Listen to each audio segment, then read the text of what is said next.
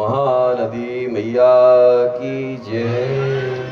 बड़ा ही पावन यह कार्यक्रम जो खरेटा वासियों ने आयोजित किया, यह आपका वास्तव में बड़ा सौभाग्य है। मैं कुछ बोलने के पक्ष में नहीं था, लेकिन फिर भी मुझे लगा कि आप लोगों से संवाद हो जाएगा और आपके चर्चा सत्र में बच्चों ने, माताओं ने, बुजुर्गों ने, सबने बड़ी ऊर्जा के साथ में सहभागिता दिखाई। ये बहुत अच्छी बात है।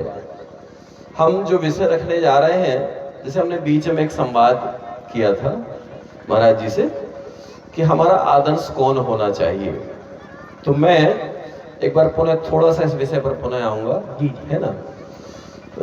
हमने राम जी को देखा नहीं। अगर कोई किसी से हम बात करेंगे तो लोग हमसे कहते हैं कि भाई हमने तो नहीं देखा, क्यों माने।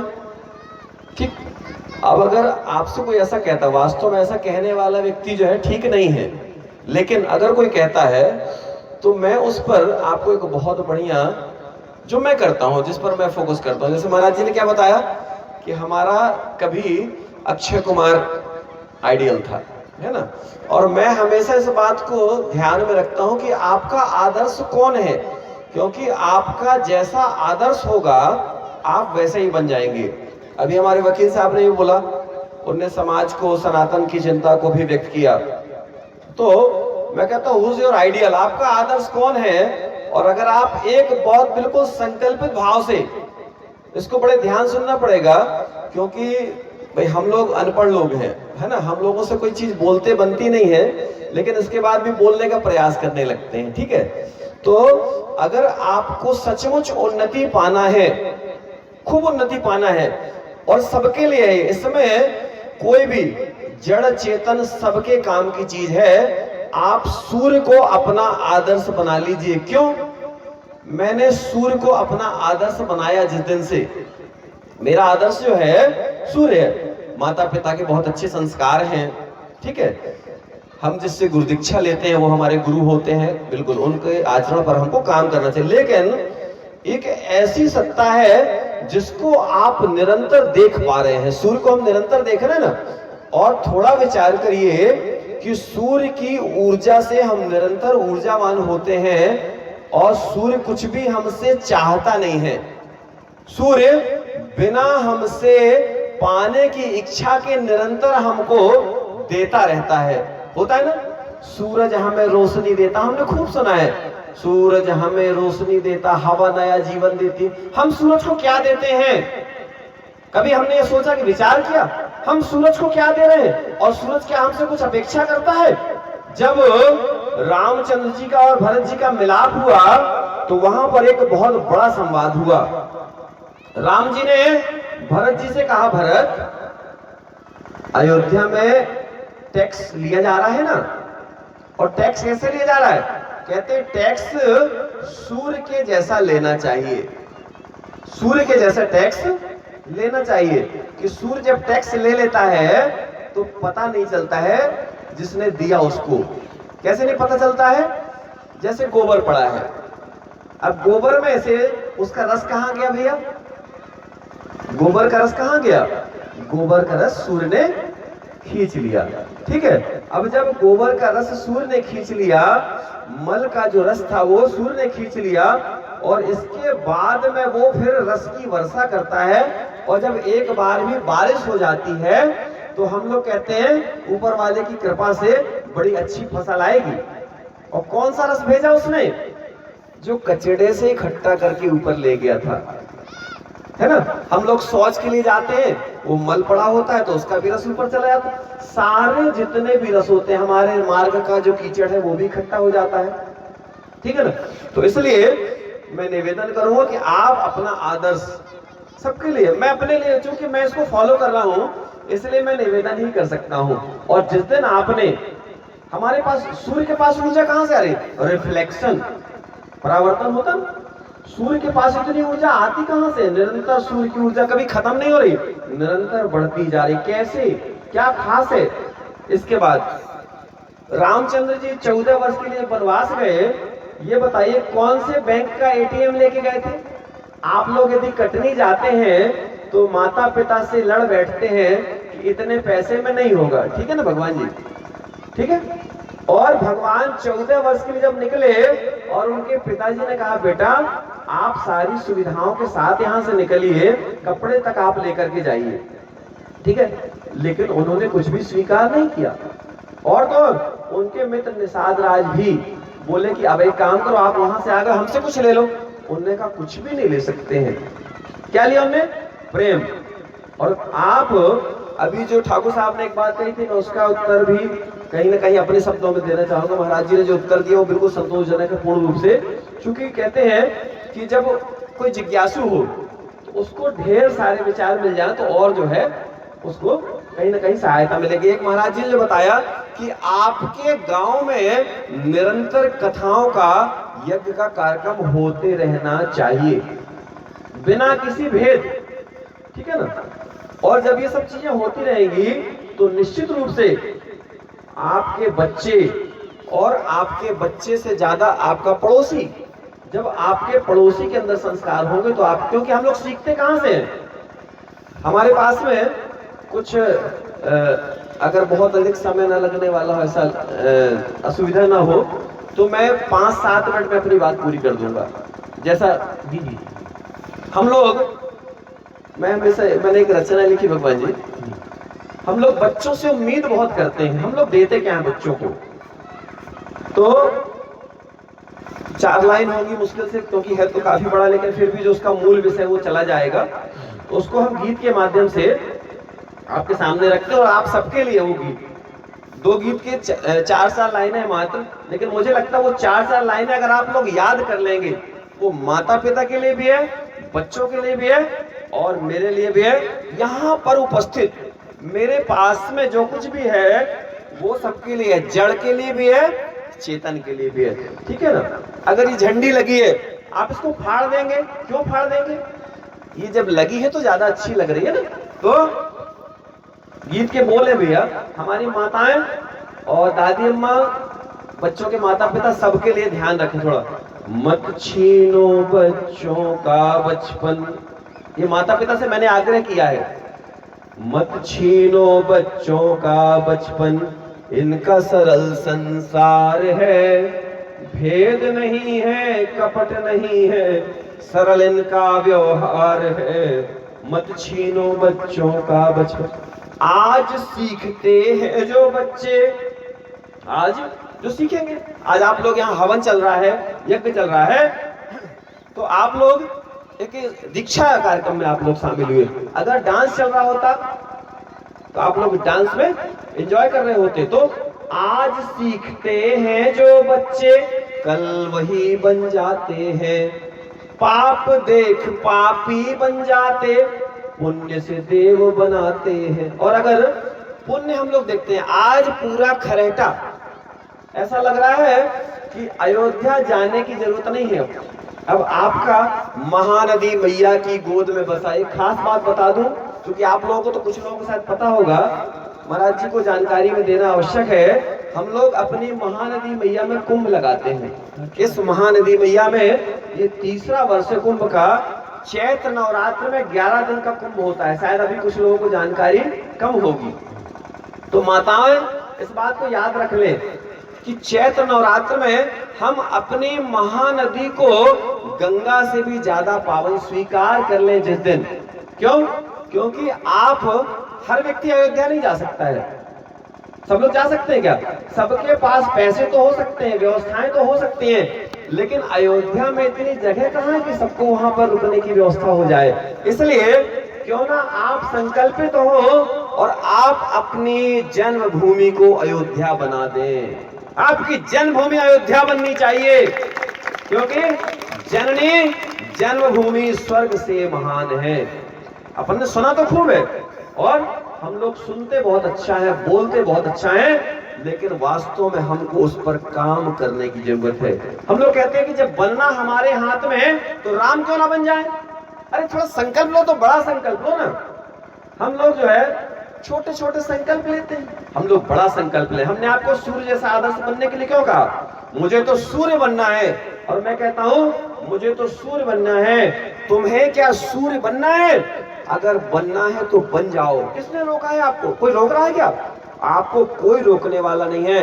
यदि आप सचमुच संकल्पित भाव से चलेंगे और आप ऊंचाई पाना चाहते हैं तो आपको इस संसार में कोई भी रोकने वाला नहीं है। और आखिरी में हम 2 लाइन आपको जो बोलने जा रहे हैं वो अपनी जन्मभूमि के लिए है। और इस जन्मभूमि के लिए इस लाइन को आपको जितने बार भी हो सके दोहराइए, रोज दोहराइए। आप जो भी गायत्री मंत्र पर बोलते हैं, आचार्य श्री राम शर्मा जी ने 100 साल शताब्दी कार्यक्रम चल रहा है, 100 वर्ष उनने अपने जीवन के इस तपस्या में दे दिए। किसके लिए मालूम है? लोक मंगल की कामना के लिए। उनका खुद का कोई अपने लिए कोई प्राप्ति की इच्छा नहीं थी, उनको खुद कुछ नहीं चाहिए था। और आज भी लोग बहिष्कार करते नजर आते हैं। कई बार बहिष्कार करने की आवश्यकता नहीं। संसार में ऐसा कोई नहीं है जिसका शत्रु ना हो, संसार में ऐसा कोई नहीं है जिसका मित्र ना हो, ठीक है ना। इसलिए अगर आपसे कोई बोले कि वो गुरुजी ठीक नहीं है, ठीक है, इस सब चीजों में नहीं, आपको उनके आचरण पर काम करना पड़ेगा। अभी हमने आज एक लेख लिखा था और आज ही वो लखनऊ समाचार से प्रकाशित हुआ। महाराज जी ने नंबर दिया तो मैंने सबसे पहले उसको भेजा। पुकारने से नहीं, चरित्र को उतारने से आएंगे राम, आज का ही विषय था। और आपको बताऊं, हमारे आश्रम में जितने ईमानदार लोग हैं, IAS IPS, और मेरा तो अब लक्ष्य परमात्मा ने दे दिया, और ऐसा लक्ष्य दे दिया कि जो भी सुनता है तो पहले हंसता है, मुझे तो धरती पर स्वर्ग सजाना है, हर घर में राम बनाना है। अब एक राम से काम नहीं चलेगा। ये महाराज जी आपके पास में काशी से आए हैं, ये विद्वान लोग जितने बैठे, और इनके माध्यम से कितने लोगों ने आज देखिए भंडारा पाया, जबकि अभी कल तक भीड़ कम रही होगी, ठीक है। हम भी जाते हैं तो देखते हैं, लेकिन अच्छा लगता है अगर भंडारे के माध्यम से भी। क्यों? अगर एक कण भी प्रसाद का शरीर में जा रहा है तो उससे भी पवित्र बनेगा विचार हमारा। तो आप आज संकल्प लेंगे, सबसे पहले अपने गांव को नशा मुक्त बनाइए। दुकानदार नशा कब बेच पा रहे हैं? जब आप खरीद रहे हैं। जिस दिन आपने खरीदना बंद कर दिया, दुकानदार क्यों लाएगा बताइए? दुकानदार नहीं लाएगा। तो आप अपने परिवार में इस बात को थोड़ा संकल्पित होकर के, अपने गांव में संकल्पित होकर के, आप इस गांव का युवा जाग रहा है, ये बड़ी बात है। आप लोगों का समय आ रहा है। आप लोग यदि कहीं थोड़ा सा बिगड़े भी हैं तो संकल्प लीजिए, हमारे छोटे भाई बहन, हमारे माता पिता और हमारे बच्चे, आने वाली पीढ़ियां, इनको हम संवारेंगे। हमने अभी 1 जनवरी को हर वर्ष कार्यक्रम करते हैं भगवान जी, वृद्धों का पूजन, वृद्धों का पूजन। हमारे यहाँ समाज में वृद्धों को वृद्धाश्रम भेजा जा रहा है। वृद्धाश्रम नहीं, समाज में हमारे माता पिता का स्थान, हमारा हृदय होना चाहिए, वृद्धाश्रम नहीं होना चाहिए। जिसके पास पैसा ज्यादा हो गया वृद्धाश्रम भेजने लगा, ऐसा क्या? मैं समझ रहा हूँ कि मैं थोड़ा सा समय ज्यादा ले रहा हूँ, मेरी बोलने की बिल्कुल इच्छा नहीं थी, मुझे जल्दी निकलना था, लेकिन ऐसा लगा पता नहीं शायद महानदी मैया ने आदेश किया, नहीं तो मैं बिल्कुल प्रयास करता हूँ कि मैं मौन साधक हूँ, ठीक है। मैं बिल्कुल यही चाहता हूँ कि मैं सुनता रहूँ, मैं बहुत अच्छा श्रोता हूँ। हाँ, ये जरूर है कि कभी कई बार ऐसा होता संयोग कि बोलने में आता हूँ तो भूल जाता हूँ, और 4-5 घंटे फिर कई बार ऐसा जो है लगातार, फिर तो कई बार लोगों को कष्ट होता है, तो कष्ट नहीं देना चाहता हूँ। बस आखिरी की 2 लाइन बिल्कुल इसको बोलता हूँ मैं, तो सब लोग दोहराएंगे और इसको ये समझेंगे कि मैंने आपको एक प्रसाद दिया, इस प्रसाद को आपको रोज खाना है भाई। बाकी मेरे पास तो क्या है, कुछ है नहीं, तो मैं आपको एक ऐसी चीज दे रहा हूँ, जैसे हमारे गुरुदेव ने, माता जी ने एक मंत्र दिया आपको, ठीक है। तो मैं आपको सरल भाषा का, है ना, संस्कृत नहीं आती है, फिर आप बोलोगे नहाए हैं नहीं नहाए हैं, जबकि वास्तव में गुरुदेव ने जो मंत्र दिया उसको आपको निरंतर जाप करना चाहिए। परमात्मा की मूर्ति है आचार्य श्री राम शर्मा आचार्य जी। मैं बहुत उनके बारे में हमेशा, जब भी मैं कहीं जाता हूँ तो मेरे पसंदीदा एक्टर आचार्य श्री राम शर्मा जी, ठीक है ना। अगर मुझे कोई मेरा पसंदीदा एक्टर है तो वो आचार्य श्री राम शर्मा जी है, मैं उनको बहुत पसंद करता हूँ। उनके फॉलोवर मुझे पसंद नहीं करते, ये भी एक बड़ी समस्या। देखो, उनके फॉलोवर जो हैं वो मुझे पसंद नहीं करते, जबकि ये गड़बड़ है ना। उनके भाई, मैं जिसको मानता हूँ आप भी उसको मानते हो, फिर आप मुझे क्यों नहीं मानते? भाई मेरी बात अगर ठीक है, क्योंकि मैं अगर गुरुजी की ही बात कर रहा हूं तो बात तो एक ही हुई। लेकिन ठीक है, ये ज्यादा अपन इस पर यदि पढ़ेंगे तो समस्या होगी। तो सब लोग दोहराएंगे, 2 लाइन है, 2 बार बोलेंगे और रोज बोलेंगे माता जी। और निश्चित मैं आपसे कहता हूं कि आप जब भी इस संकल्प को दोहराएंगे, आप अपनी जन्मभूमि के लिए अपने आप को समर्पित करते जाएंगे। रोज रोज आप जो है इसको, यही अयोध्या यही बनारस, कहाँ है, कहीं जाने की जरूरत नहीं है। आप अपनी जन्मभूमि को अयोध्या बनारस काशी बना सकते हैं। संकल्प आपका है। आपका बेटा राम से भी ज्यादा पावरफुल बन सकता है। किसी ने कहा गौतम बुद्ध तो थोड़ी बन सकते। मैंने कहा आपका संकल्प मजबूत हो तो आपका बेटा गौतम बुद्ध से भी आगे जा सकता है। संकल्पों की ताकत बड़ी होती है। यही अयोध्या यही बनारस, बोले थोड़ा सब लोग, यही अयोध्या यही बनारस। कहाँ? यही जहां बैठे वहां, यही अयोध्या यही बनारस, यही वृंदावन धाम है। और महाराज जी ने भी कहा था ना कि सबके अंदर राम है। और जान सको पहचान सको तो, जान सको पहचान सको तो,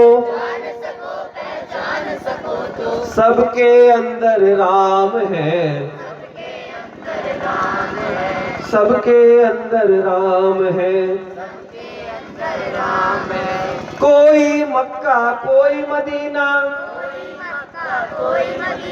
कोई अमृतसर जाते हैं। जो बैठा है सबके अंदर, उसे समझ नहीं पाते हैं। दुनिया घूमो बुरा नहीं है, दुनिया घूमो बुरा नहीं है, अनुभव की ये खान है। यही अयोध्या यही बनारस, यही वृंदावन धाम है,